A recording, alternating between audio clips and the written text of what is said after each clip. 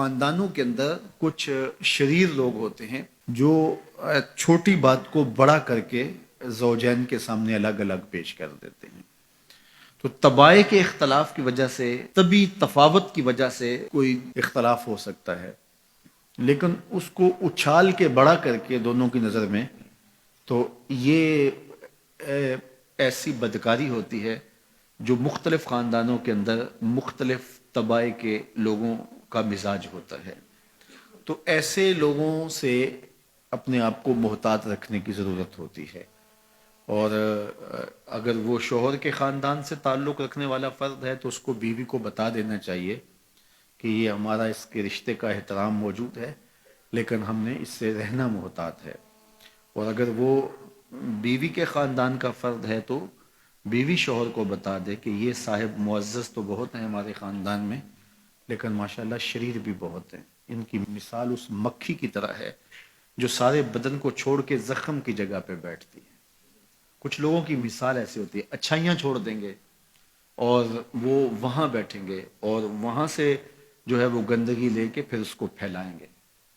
لیکن آپ نے شہد کی مکھی کا مزاج بھی دیکھا ہوگا کہ وہ کڑوے رس چوس کے اس کو بھی شہد بنا ڈالتی ہے. تو اس طرح کے لوگ عمومی طور پہ جو ہے وہ خاندانوں کو توڑ دیتے ہیں اور دو لوگوں کے درمیان فساد اور شر کا ذریعہ بنتے ہیں. یہ انسانی وجود کے اندر شیطان کے نمائندے ہوتے ہیں. اپنی ازدواجی زندگی کو، اپنی گھریلو زندگی کو بچانے کے لیے خاندانوں کے اندر اگر کوئی شریر طبع کا شخص ہو، کوئی بخسیس النفس شخص ہو، کوئی خبیث الفطرت شخص ہو، تو اس سے جو ہے وہ اپنے آپ کو محتاط رکھنے کی ضرورت ہوتی ہے، کیونکہ یہ طلاق کا سبب ہوتا ہے. طلاق کا ایک سبب والدین کی بے جا مداخلت بھی ہوتی ہے.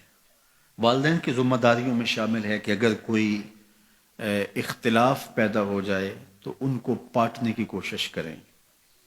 لیکن بعض اوقات میاں بیوی کے اختلاف اس نوعیت کے نہیں ہوتے کہ اس میں دخل اندازی کی جائے. کچھ لڑائیاں پیار کی بھی ہوتی ہیں، کچھ الجھاؤ محبت کے بھی ہوتے ہیں، ایک دوسرے کو نظر انداز کرنے کا گلہ ہوتا ہے. تو یہ وہ باتیں نہیں ہوتی کہ جس کو آپ پرے پنچایت کا موضوع بنائیں اور جس کو آپ جو ہے وہ بحث کے عنوان دیں اور پھر اس پر جو ہے وہ آپ جو ہے وہ اپنا بڑا ہونا ثابت کریں کہ ہم بڑے ہیں اور یہ کیس ہمارے سامنے لاؤ. نہیں، بلکہ یہ پیار کی لڑائی ہے.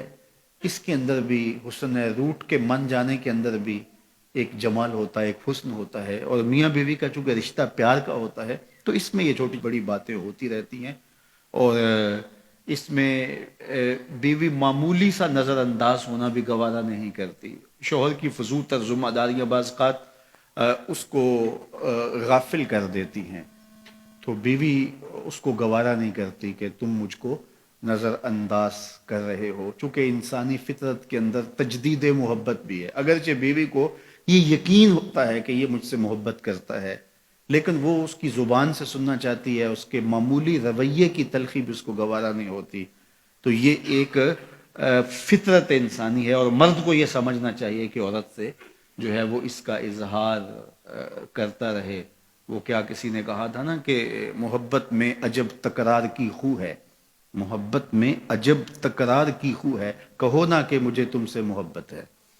تو یہ فطرت ہے، یہ تقاضا ہے انسان کا کہ وہ اس کا اظہار کرے. تو بعض کا بندہ کہتا ہے کہ میں ٹوٹ کے چاہتا ہوں، میں دل دماغ سے روح سے چاہتا ہوں، تو مجھے کیوں بار بار کہنے کی ضرورت ہے. تو یہ چیز بیوی کے لیے تلخی کا سبب ہوتی ہے کہ یہ مجھ سے محبت کا اظہار نہیں کر رہا. تو اس طرح تناؤ پیدا ہو جاتا ہے. تو یہ تو تناؤ محبت کا ہے.